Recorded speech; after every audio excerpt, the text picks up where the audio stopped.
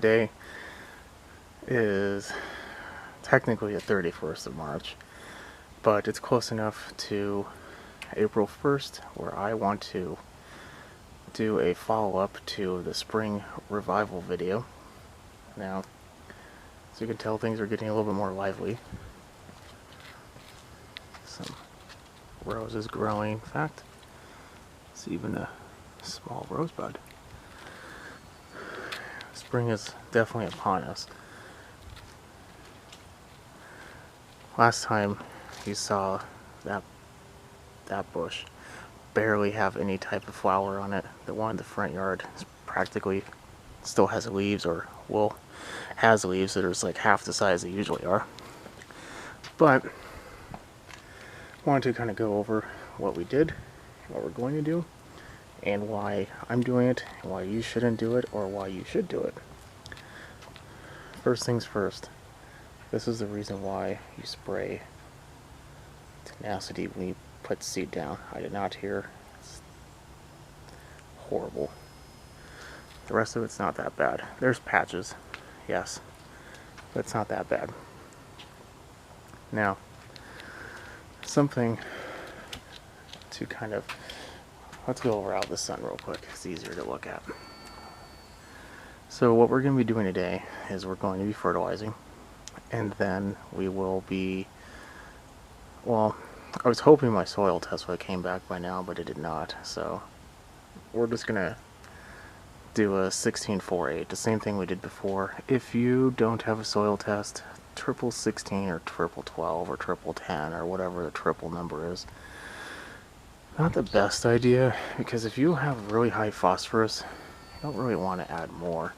See, garage dog looking for a place to poo. But I know I have probably excess because I use my orgonite. I used the heavy last year. It's probably a little bit more than I want, and that doesn't go away as fast as nitrogen or potassium. So phosphorus is one of those things I'm kind of worried about. Having said that, this does have a little bit, but nowhere near as much. So what we're going to be doing is the same application, one whole bag of the same thing we were using before, which let's go grab. That's what we're going to be using. I like it. It's small particles or prills. They disintegrate when they're wet, and it's a very healthy blend of pretty much everything you need. I mean, yeah, there's some micronutrients you don't have in there, but it does have humic acid, has, I mean, that breaks down to 4, 1, 2. Excuse me. Has iron, that's always good to have, so I like using this.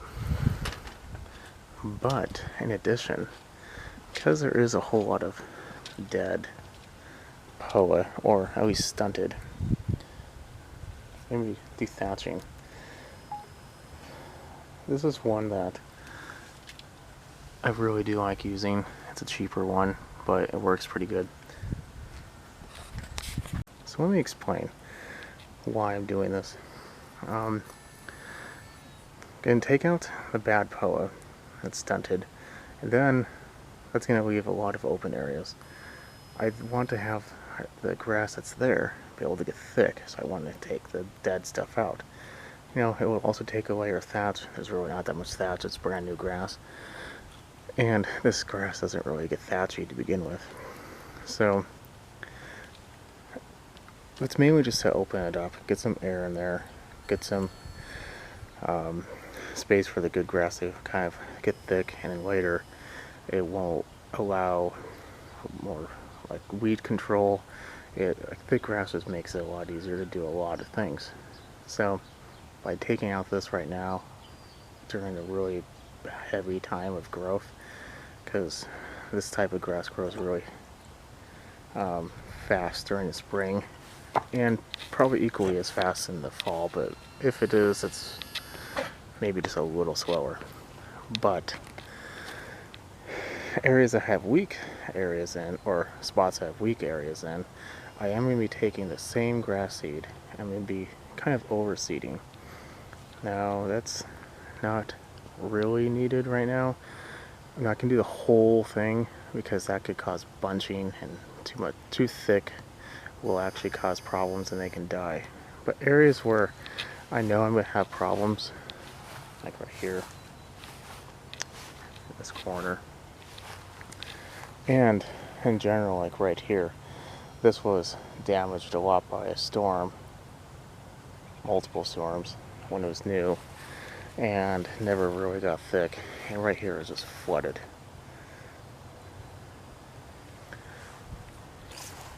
And then in the center it has a healthy amount.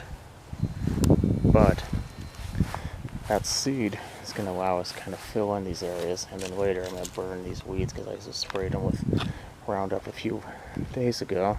They're dying pretty fast. So there's big open areas that have, potential for weeds or more POA to grow in there. I'm going to put the seed in there, and then I'm also going to be doing another treatment of Tenacity. Same thing as before. 3 gallons. It's going to cover 3,000 square feet. Get out of the sun. And that's going to cover the whole yard. We're doing it every 30 days for 3 months. That's what the label says.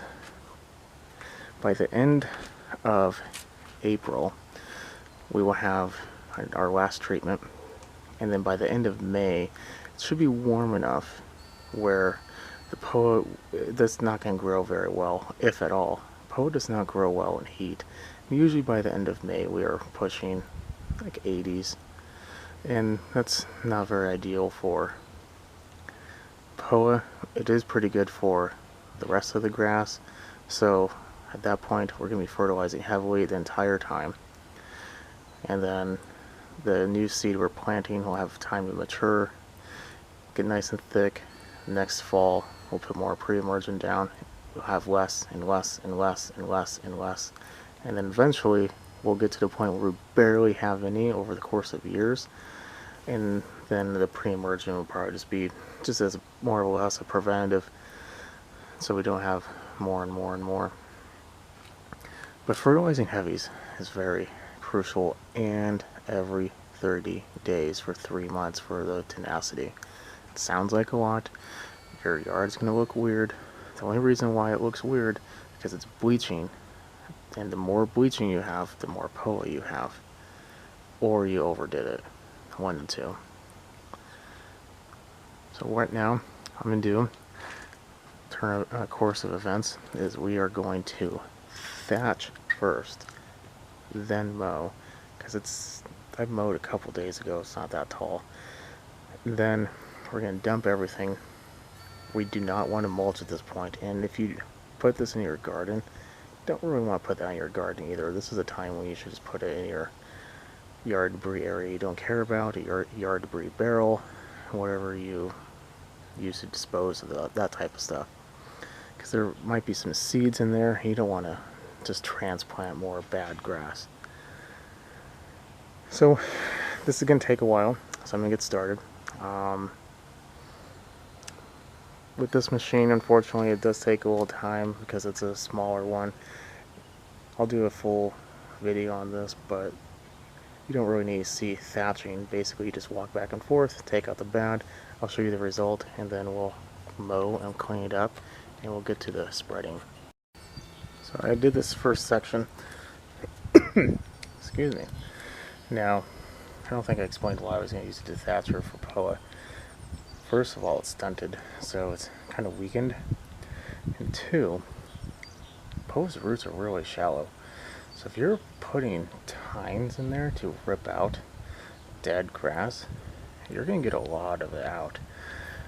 Are you going to get all of it? Most definitely not. Are you going to get some the grass you do want? Most definitely. But you get a lot of just general just grass out. And even if you don't get all the plant, or even spraying more, it's going to alter growth even more. It's going to make it weaker, potentially die. Then another 30 days, the grass is getting thicker, it's smothering it, and it's just going to work its way out. So that's why we're doing that now. I'm going to work on the rest and clean up this grass or rocky area. Sure, that's Needs to be done a long time ago. And fill in that hole. Garage dog. Anyway, so I'm going to do the rest, then we'll mow. Bring it back after everything is freshly mowed and picked up. We are done. Now, next important step. You can clean up if you want, but since we're going to be doing other work, I'd like to leave that for the end. I did go over the edges, so you see a little extra grass on the side, but that's completely normal. It's fine, don't worry. Now, not all the PO is gone. There's still plants there, but you just took off a lot of the actual blade, and you probably ripped up the roots a little bit, or ripped out the whole plant. I want to say, out of everything that's left, maybe 60% still has a plant root, but probably 90% of the actual blade of all the plants is gone, except for right here. That's a little rougher, but this is a real rough patch, so this would be good to kind of experiment this process on, for heavy at least. I've done this 1,000 times, seems like, for just, you know, trivial stuff like what's in the rest of it. But now, do the fun. Oh, pro tip. It kind of looks like we're in the middle of like a smoke show, and we are. If you're ever doing a lot of yard work, backyard project, building a deck, pavers, you know, whatever, invest before you do anything. Either buy or make a smoker, and then while you do this, calculate how long it takes to smoke something. Do that, start around the time when you be finishing, and you will not only be able to smell that deliciousness all day that you're working, but you'll have something ready for you when you're done. Get yourself a nice adult beverage. How could you have a better day? Anyway, so between my front yard and my backyard, there's roughly 3,000 square feet. I've already did my front yard. In that bag is 18 pounds, 16.48. 16% of that, that's what 16 is. Any number you see there, that's the percentage. You'll never see like a 50, 40, 20. That's over 100%. So that just, even thinking about that, I don't even know how that, whatever. So 16% of that. Now we're wanting to drive a lot of growth. Nitrogen was what we want.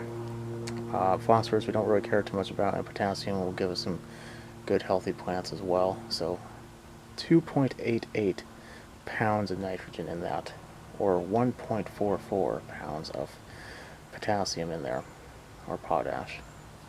Now, in the springtime, for fescues, rye, and KBB, or Kentucky Blue, will do a full pound. Now in my backyard, there's fescue. In the front yard, there's Kentucky Bluegrass.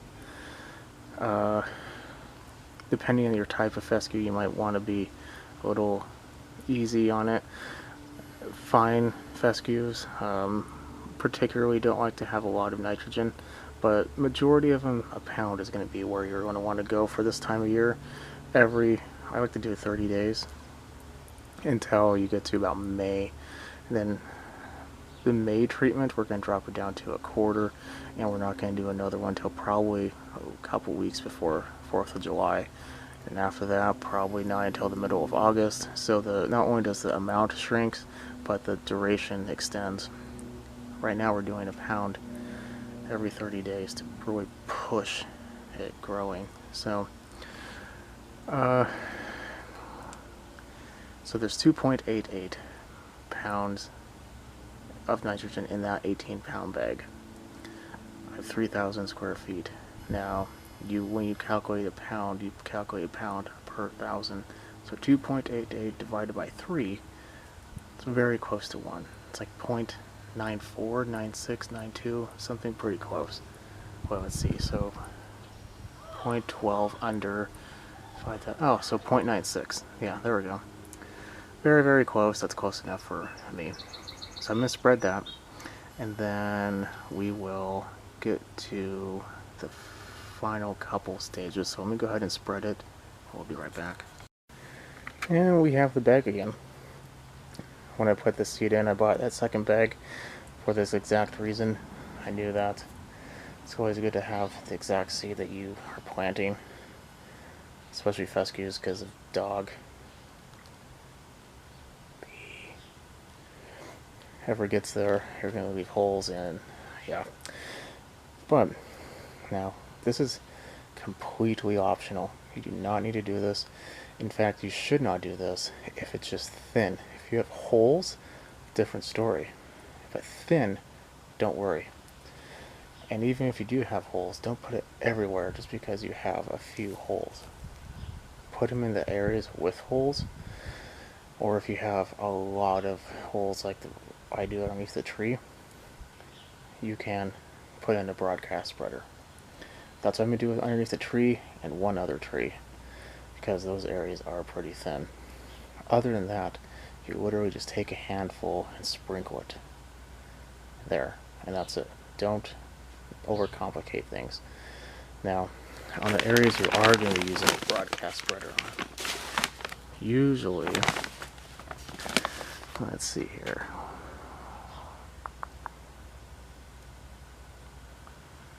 I'll do a little reading. So right here it says for overseeding, 5,000 square feet per bag. For new lawns, it's 2,500, so you're doubling it more or less. Now, this is a 20-pound bag, so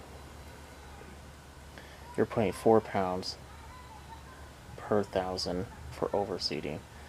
I probably only use 4 pounds because I'm not going to put it everywhere, just in those areas like I said.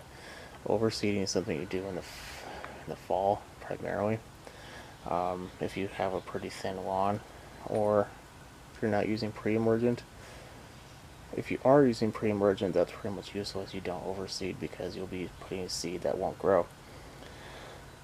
So right now, I'm going to open up the bag. I already did because I had to use a little bit. I forget where. I'll put tape on it. And I'm going to go fill a hole. Now I'm going to show you exactly what I mean by that. If you recognize this, this is Garage Dog's winter project. Filled in with some dirt.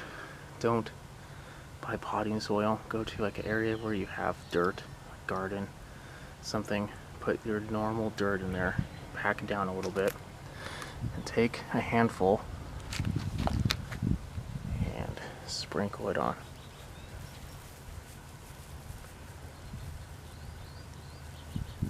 It's probably a little too heavy anyway. I'm gonna throw that over there. That's it. Now, all you really need to do is your normal grass stuff. Just water it, let it grow.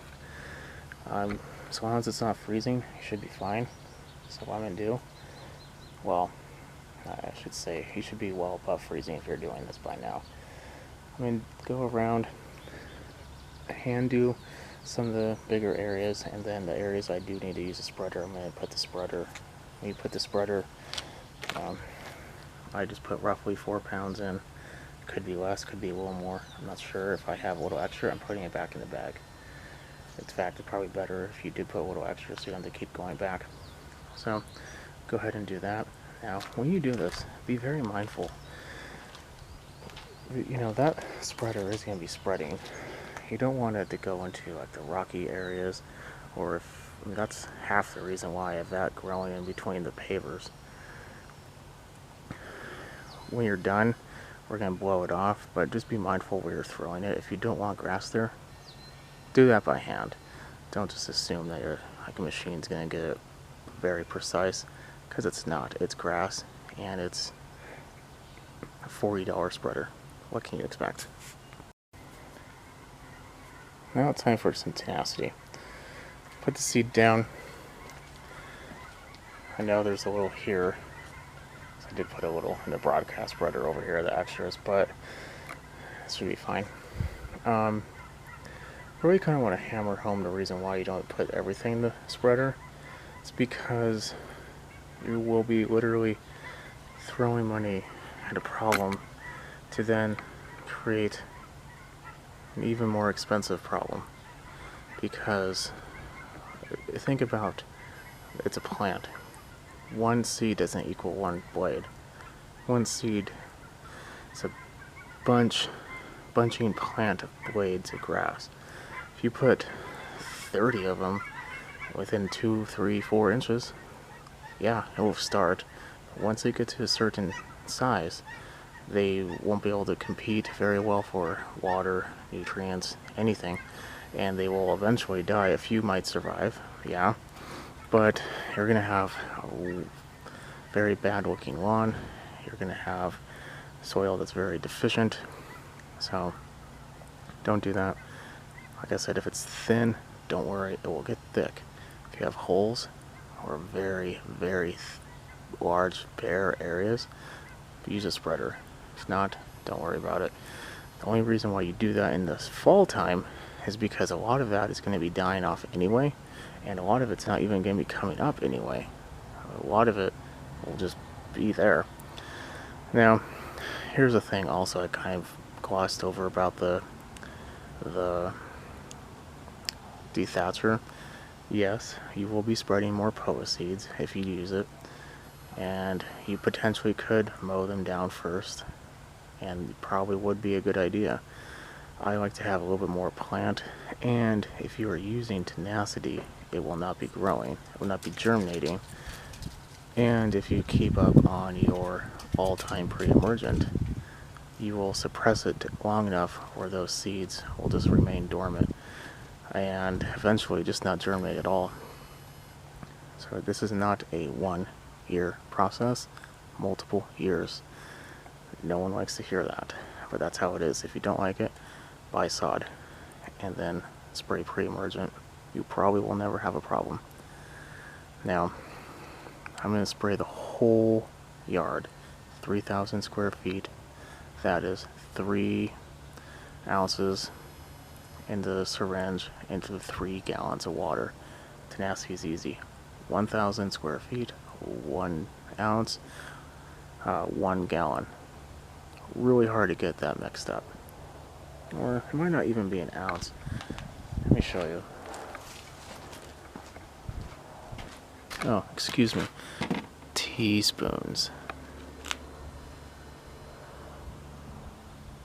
So, like I said, they try to keep it easy, and they do. It's nice. So I'm going to spray that. That's pretty boring, so I'm not going to show that. After that, I'm just going to take a torch, burn some weeds. I'm done for the day. That pro tip over there will be about 30 minutes away from being done right now, so 30 minutes is going to be plenty of time. I'm going to blow everything off the patio, then spray, get that stuff out, and be about my day. Okay, well, if you like what you see, keep watching. Definitely subscribe, put a thumbs up if it helps you. If you have any questions, or you have the same problem and this helped, or if you have a different solution, you know, definitely leave those below.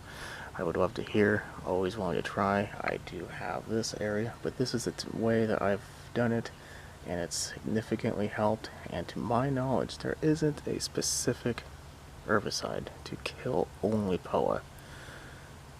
It's really aggravating. Well, besides Roundup, but unfortunately you can't just spray Roundup on your grass, which actually potentially in the future you can, but that's a different video. Okay, have a good night. Catch you on the next one. Bye.